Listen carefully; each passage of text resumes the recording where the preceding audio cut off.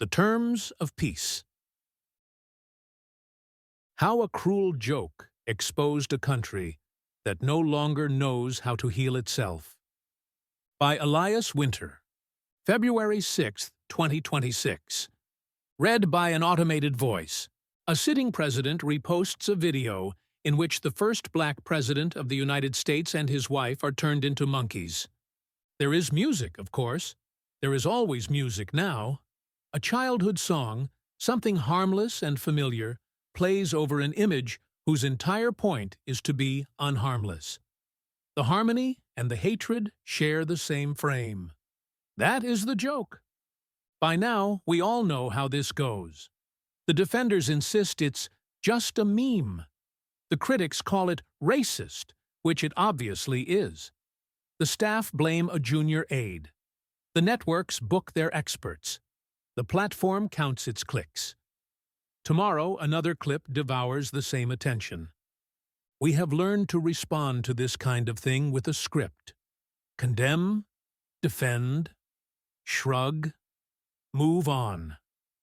The country behaves like a nervous system caught in a feedback loop, jolting on command whenever the right words or images are applied.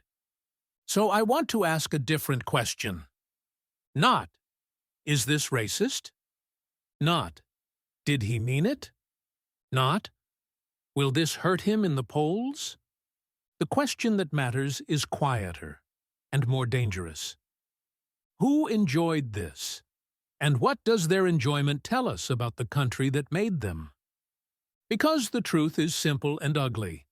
A racist video only has power if there is an audience for it. Not a passive audience you can blame, but an active one that takes pleasure in what is being done. That audience is not the whole country. It is not half the country. It is not even most of the president's supporters. But it is real. It is large enough to matter. And it did not appear out of nowhere. We built it. This essay is not about the man who posted the clip. It is about the world that made that post feel inevitable, and about what it would actually take, not symbolically, not rhetorically, but structurally, for such a country to know peace again. Not quiet, not victory, not civility. Peace. Section 1. 5 Ways to Enjoy a Cruel Joke. Start here. Not everyone who saw the video enjoyed it, and not everyone who enjoyed it enjoyed the same thing. When a president shares a piece of racist spectacle, he is not speaking to his base in some bland, unified sense. He is striking different wounds and appetites at once. The same clip functions as a weapon, a wink, a relief, a test, and a toy. You can think of at least 5 distinct audiences. 1. The dominator. For a small but focused minority, the racism is the point. They do not pretend. They have always known black people as less than, and they experience any image that reasserts that hierarchy as a form of truth-telling. For them, the video is not a joke. It is a correction, a reminder of how things really are. They do not need irony. They want order. The primates on the screen are proof that the world has not yet been fully stolen from them. 2. The transgressor. Others are there for the violation, not the target. These are the people who have been told all their lives what they cannot say. Some of them are tired of being watched. Some of them simply enjoy the feeling of running a red light. For them, the joke is not, black people are monkeys. The joke is, you're not allowed to say this anymore, and he just did. The offense is the punchline. They will swear it is just humor. But the humor lives precisely in the knowledge that someone else is being hurt. 3. The aggrieved. Then there is the large, quiet group that feels humiliated by history. Factories closed. Wages stagnated. Towns emptied. Lives grew smaller and more precarious, while the vocabulary of public life grew more elaborate and moral. These people were told they had privilege at the exact moment their lives became less livable. They do not walk around thinking in racial theories. They walk around thinking, I used to matter. Now I don't. For them, the video delivers not an ideology, but a sensation, relief. Someone else is being mocked. Someone higher up the symbolic ladder is being lowered. It is not the racism they enjoy. It is the easing of humiliation. They would never say it this way, but inside the nervous system the message lands as, at least I am not at the bottom today. 4. The loyalist. Another group barely cares about the content at all. Their emotional life is fused with the leaders. They feel strong when he looks strong, aggrieved when he looks persecuted, and triumphant when he refuses to apologize. For them, the clip is a test of allegiance. If the media is angry, if the left is outraged, then it must have been a good move. The more they howl, the more loyalists feel confirmed in their loyalty. They enjoy the spectacle not for what it depicts, but for what it proves. Our man will never bow. 5. The nihilist. Finally, there is the irony-poisoned cohort. For them, everything is content. They are too wounded or too bored to believe in sincerity. They live between timelines, sampling jokes from all sides. They will share the video with a shrug. LOL, this is insane. Not to endorse it, not to condemn it, but to participate in the flow. They enjoy the feeling that nothing matters enough to require a stance. The cruelty is just another texture, another asset in the feed. None of these people is happy. The dominator is brittle, terrified of falling. The transgressor is stimulated, not satisfied. The aggrieved is nursing a wound that never closes. The loyalist cannot stand on his own 2 feet. The nihilist is numb, laughing from inside a kind of spiritual anesthesia. What they share is not a politics, but a strategy for surviving a life that no longer offers ordinary dignity. The racist video did not create that. It harvested it. The honest question, then, is not, why are they like this? But, what kind of country produces these as its stable personality types? Section 2. How a country manufactures unhappy citizens. None of these audiences was born on the internet. Each sits at the end of a long, specific history. We like to pretend that racism, transgression, grievance, leader worship, and nihilism are personal defects. They are not. They are adaptive responses to structures that taught people what to fear, what to hope for, and what to give up on. The dominator's ancestry. The dominator is the most obvious descendant. Chattel slavery created a world in which whiteness and personhood were fused. Jim Crow rebuilt that world after the brief interruption of Reconstruction. For centuries, the law explained to white Americans who they were by explaining who they were not. When the civil rights movement finally stripped away the legitimacy of open supremacy, the legal structure changed faster than the psychic one. Hierarchy lost its public justification, not its appetites.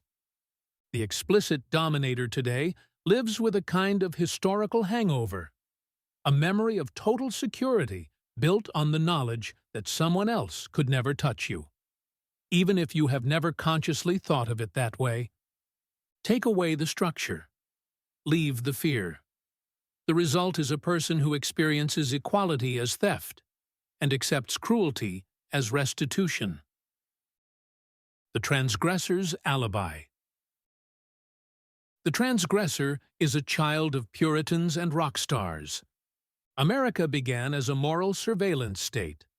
The early settlers watched each other for signs of sin. Later, every wave of cultural rebellion, jazz, rock, punk, drugs, sex, taught a new lesson, that freedom means breaking a taboo. Then the market learned to monetize that feeling. By the time we arrive at the era of algorithmic media, transgression is no longer pointing toward any political or spiritual liberation. It is simply a stimulant, the cheapest way to feel briefly alive in a system that treats you as a consumer and a data point. Racist jokes, sexist jokes, homophobic jokes, they all become interchangeable instruments in the same band. The point is not belief, the point is edge.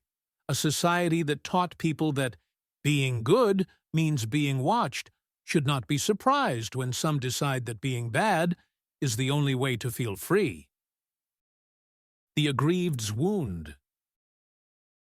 The aggrieved are not invented by talk radio. They are manufactured by policy.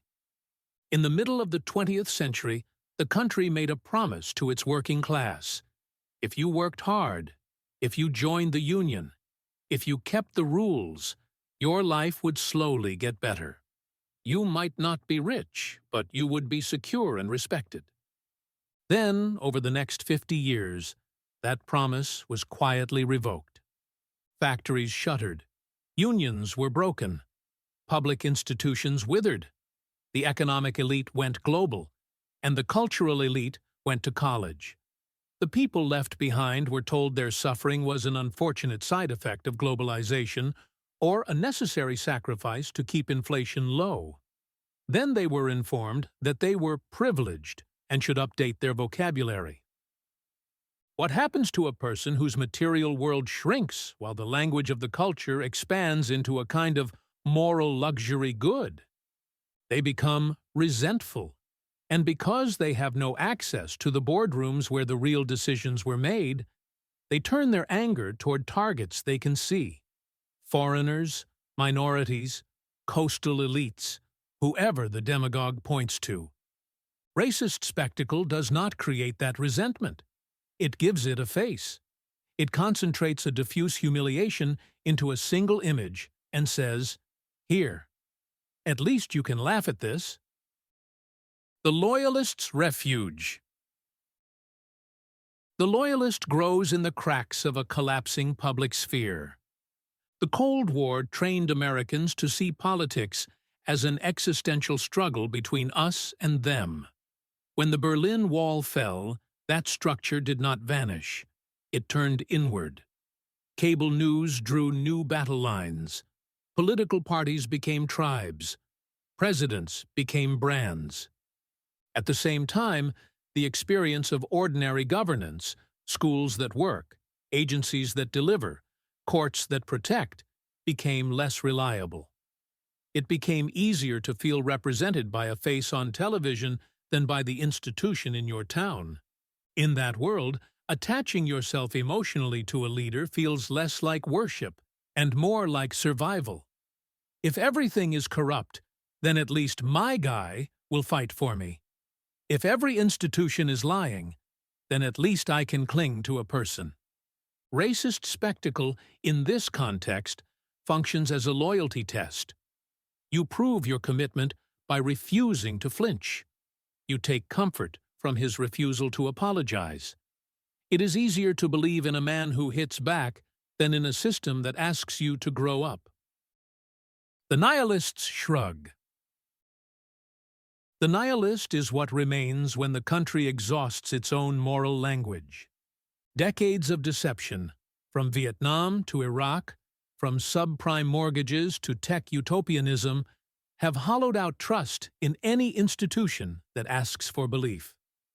A generation raised on advertising and contradiction realizes, quite rationally, that every story can be spun and every fact can be framed. Then comes the fire hose. Infinite feeds, contradictory headlines, deepfakes, bots. The one reliable experience is not truth or justice, but overload. In that environment, the safest posture is detachment. You share the racist video because it is crazy. You share the condemnation because it is necessary. But either way, you are above it.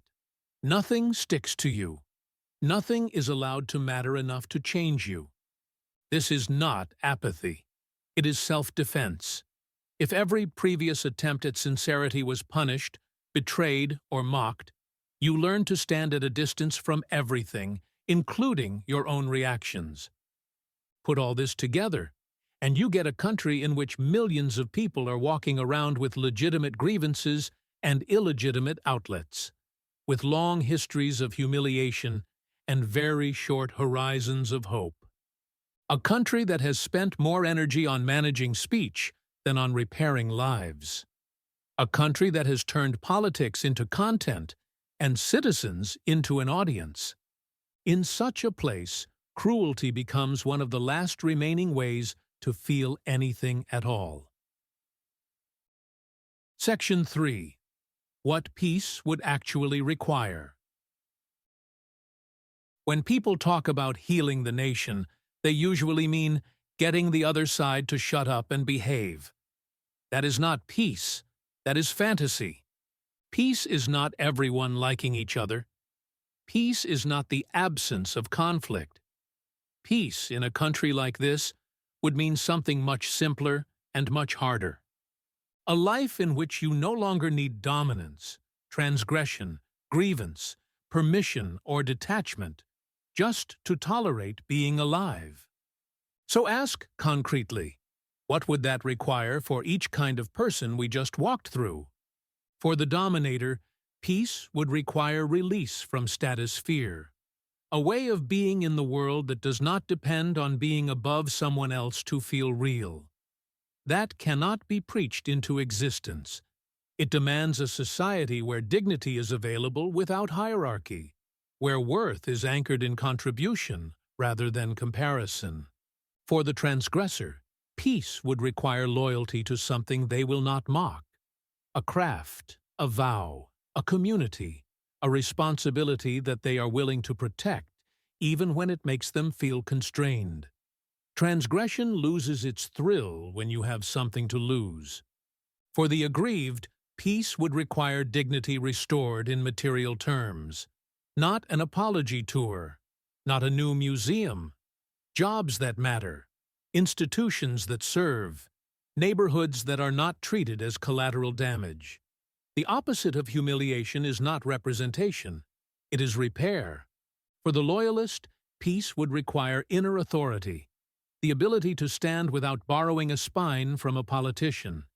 That, in turn, requires institutions that are predictable enough and fair enough that you do not feel the need to fuse your identity with a single person to stay safe. For the nihilist, peace would require permission to care about something that might break their heart, a cause, a place, a person, a god, a center of gravity that is allowed to matter more than their fear of being fooled again. None of these conditions can be delivered by a slogan. None can be produced by fact-checking. All of them demand a shift in how the country is actually organized. You cannot sermonize people out of the drugs you force them to need. If you want less cruelty, you have to change the conditions that make cruelty feel useful. Section 4. The terms of peace. A politics we refuse to try. What would that look like at the level of policy and structure? It would not look like either of our existing platforms. It would not fit neatly into left and right. It would sound, at first, like something from another country. Call it, for clarity, a politics of dignity and stability. 1. Dignified work instead of hierarchy. First, you make it possible to feel important without anyone beneath you. That means treating work, not consumption, not branding, not content, as a first-class civic good. Not just jobs in the abstract. Work that visibly sustains the world. Maintaining bridges and water systems, caring for children and elders, building and repairing homes, tending land and infrastructure, nursing and teaching and driving and fixing. You create apprenticeships and guilds and craft paths that do not require 4 degrees and a lifetime of debt. You index wages to the cost of living in the places where people actually live. You build career ladders in industries that cannot be shipped overseas at the stroke of a pen. You design an economy where status comes from keeping things alive, not from extracting value out of them faster than the next firm. The dominator who once needed racial hierarchy to feel tall does not disappear. But over time, he finds other ways to stand up straight. 2. Security without humiliation. Second, you decouple survival from obedience. Right now, access to basic security, health care, housing stability, child care often comes wrapped in a performance. Prove you are needy enough. Prove you are compliant enough. Prove you are deserving enough. That ritual is not accidental. It teaches people that the price of not falling completely through the floor is to accept surveillance, lectures, and the constant threat of removal. A country interested in peace would make the opposite bet. Boring, universal guarantees. Healthcare that does not depend on employment or paperwork acrobatics. Child benefits that arrive automatically. Stabilizers that kick in when an industry or town is hit, without forcing everyone to reenact their misery for a bureaucrat. The point is not charity. It is to remove the emotional blackmail that makes men and women go looking for a savior in a suit. If you are less afraid of losing everything, you are less likely to keep cheering for a man who promises to destroy someone else on your behalf. 3. Obligation instead of spectacle. Third, you give people serious responsibilities again. We have built a culture in which the primary way to participate in public life is to react. Like, share, clap, denounce. The body is missing. The hands are idle. The work is elsewhere. A sane republic would invite its citizens early in life into service, not as punishment, not as conscription, but as rite of passage. You could spend a year or two helping to repair roads, clean rivers, care for the dying, rebuild after storms, tutor children, or staff understaffed facilities. You would be paid enough to live. You would be held to standards. You would be asked to show up on time and be useful.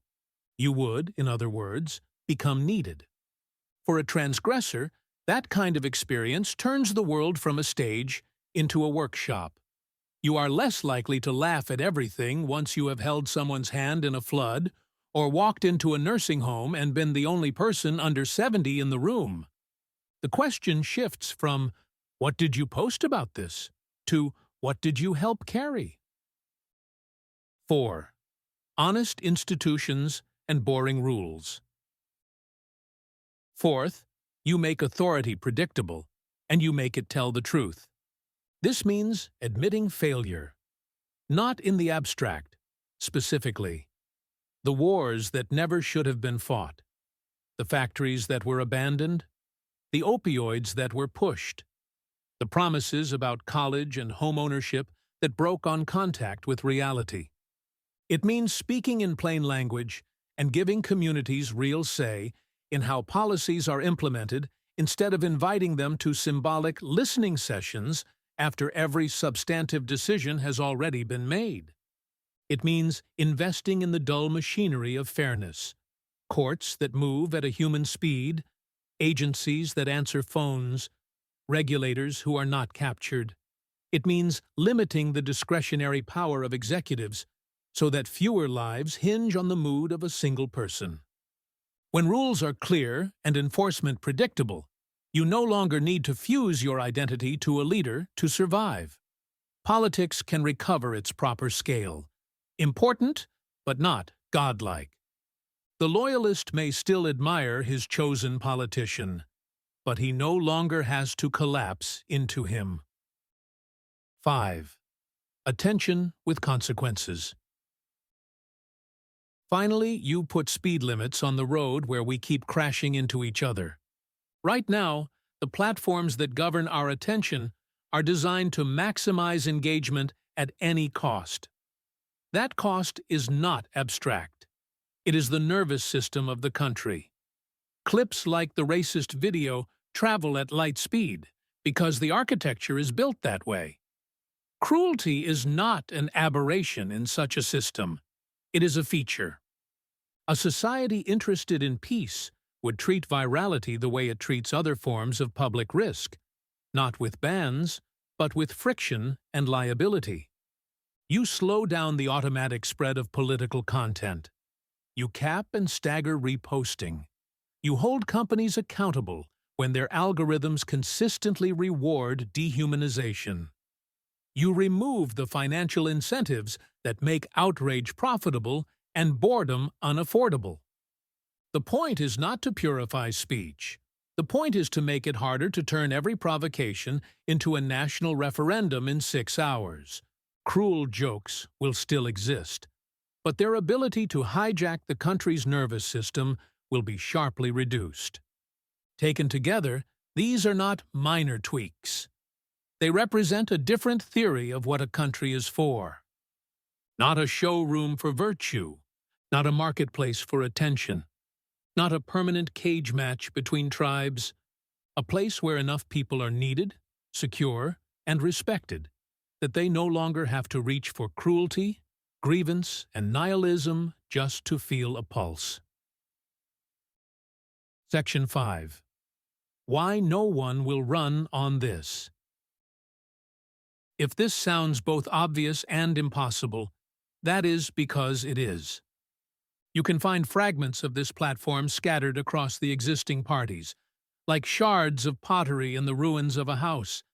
But the house itself is gone. One party talks about health care and wages, and sometimes about industrial policy. It is not wrong, but it has spent years confusing managing language with repairing lives. It is more comfortable policing speech than confronting the economic and institutional betrayals that generated the resentment in the first place. It is deeply entangled with the same platforms and industries that profit from permanent agitation. The other party talks about work and dignity and distrust of elites. It is not wrong either, but it has chosen to organize those energies around dominance and permission. Building a politics in which grievance is not a wound to be healed, but an identity to be reinforced, and where the willingness to humiliate others in public is treated as proof of authenticity. Both formations are optimized for mobilization, not for peace. They need you angry enough to vote, afraid enough to donate, engaged enough to refresh, loyal enough to excuse. A citizen who is quietly needed and quietly secure does not click as much and does not scare as easily. The politics sketched here would reduce demand for both parties' core products. It would produce fewer dominators to scare people with, fewer transgressors to shame, fewer aggrieved hearts to harvest, fewer loyalists to command, fewer nihilists to sell to. It would drain the entertainment value out of governing. That is why, for now, it is a thought experiment. But thought experiments have a purpose.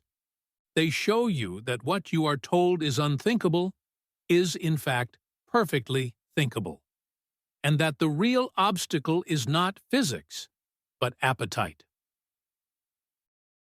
Epilogue. We live, for the moment, in a country that turns people's pain into content and then sells it back to them. A racist video is not the worst thing that country has done, only the clearest reflection of what it has become. You and I are not going to rebuild the economy or redesign the platforms this week. We are not going to write new labor law in the comment section. But there is one lever left in our hands that is not theoretical: attention. The next time a president or anyone else endowed with power feeds you a clip designed to make you hate or gloat or feel cleverly above it all. Notice what you are being invited to become. Not what you think about him, not what you think about them. What you are being trained to be. You do not owe your nervous system to people who have chosen to rule by corrosion. You do not have to become the creature the clip requires. Peace, at the personal scale, may begin as something very small and very unheroic. Refusing to laugh at the joke that needs someone's face on an animal to make you feel tall. Refusing to share the clip that treats your outrage as free fuel. Refusing to let your days be scripted by people who depend on your agitation to stay in power. None of that will change the world overnight, but it will keep something alive in you that this age is trying very hard to kill. The part of you that would rather live in a country of adults than in an empire of audiences. Everything written above about work and dignity and stability and attention is, in the end, a structural way of saying the same thing. We could build a society in which fewer people need cruelty to feel alive. We have chosen not to. So far, the terms of peace are on the table. The question is not whether they exist. The question is whether we would rather be healed than entertained. Elias Winter, author of Language Matters, a space for reflection on language, power, and decline. Thanks for reading Language Matters. Subscribe for free to receive new posts and support my work.